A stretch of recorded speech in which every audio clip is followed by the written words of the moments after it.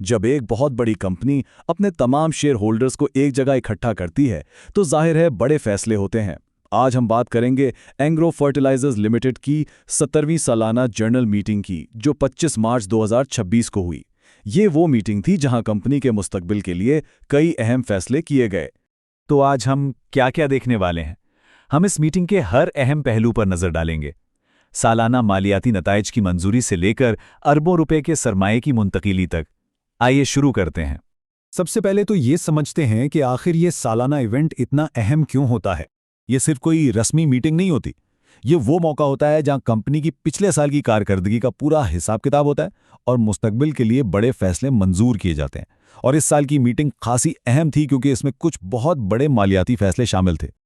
तो मीटिंग का पहला और सबसे बुनियादी काम कंपनी की कारकर्दगी पर सरकारी मोहर लगाना। आइए देखते हैं कि 2025 के मालियाती गोशवारों को कैसे मंजूर किया गया। इस मंजूरी का सीधा मतलब यह है कि डायरेक्टर्स और ऑडिटर्स की रिपोर्ट्स को सबने तस्लीम कर लिया है। ये एक बहुत अहम कदम है जो न सिर्फ कंपनी की शफ़ाफियत को जाहिर करता है, बल्कि एक तरह से इस बात की तस्दीक भी है कि माली साल कामयाबी से मुकम्मल हो गया है। अच्छा जी, अब आते हैं इस हिस्से पर जिसका तमाम शेयर होल्डर्स को बेसब्री से इंतजार रहता है, यानी मुनाफे का ऐलान। तो मेंबरान ने साल के लिए हतमी मुनाफे को भी मंजूरी दे दी और इसको मिलाकर साल के लिए जो कुल अदायगी बनती है वो है पूरे 15 रुपए फी शेयर, जो शेयर होल्डर्स के लिए वाकई एक जबरदस्त खबर है। ये जो 4 रुपए फी शेयर का हतमी कैश डिविडेंड नजर आ रहा है, ये सिर्फ एक नंबर नहीं है। ये इस बात का सबूत है कि कंपनी मुनाफा कमा रही है और अपनी कामयाबी को अपने सरमायाकारों के साथ भी बांट रही है। और ये रहा टोटल पूरे साल का हिसाब किताब, 15 रुपए फी शेयर। उबूरी और हतमी मुनाफे को जब आप जोड़ते हैं तो ये एक बहुत ही ठोस रिटर्न बनता है, जो जाहिर करता है कि कंपनी की माली हालत कितनी मजबूत है। चलें, अब एक और अहम फैसले को देखते हैं जो किसी भी कंपनी के मामलात में शफ़ाफियत और तसलसल के लिए बहुत ज़रूरी होता है। एएफ फर्गसन एंड कंपनी, जो कि पाकिस्तान की एक बहुत ही जानी मानी फर्म है, का दोबारा मुंतखब होना इस बात को यकीनी बनाता है कि 2026 के माली साल में भी कंपनी के हिसाब किताब की निगरानी गैर जानिबदारी से होती रहेगी। ये एक तरह से एतमाद का वोट है। अब बात करते हैं मीटिंग के सबसे दिलचस्प हिस्से की, जहां 2 ऐसी बड़ी मालियाती तजावीज़ पेश की गईं जिनके लिए आम मंजूरी से कुछ ज़्यादा ही दरकार था।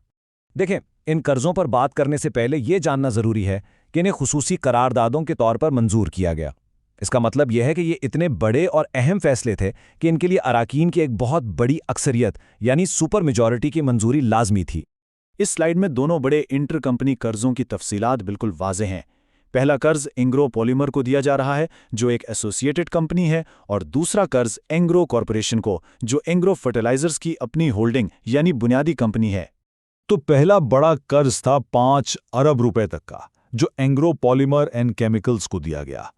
ये शोबे में कंपनी की तरक्की के लिए एक बहुत बड़ी सरमायाकारी है और इससे एंग्रो ग्रुप के अंदर सरमाए की स्ट्रेटेजिक तकसीम साफ नजर आती है। बिल्कुल इसी तरह एंग्रो फर्टिलाइजर्स की अपनी होल्डिंग कंपनी एंग्रो कॉरपोरेशन के लिए 6 अरब रुपए तक की रिवॉल्विंग क्रेडिट लाइन की मंजूरी दी गई। ये इस बात का इशारा है कि ग्रुप के अंदर माली वसाइल को किस तरह एक दूसरे की मदद के लिए इस्तेमाल किया जा रहा है। तो इन तमाम करारदादों, नंबर्स और फैसलों का असल मतलब क्या है? आखिर इस सब का निचोड़ क्या है? आइए इस एजीएम के सबसे अहम निकात को समेटते हैं।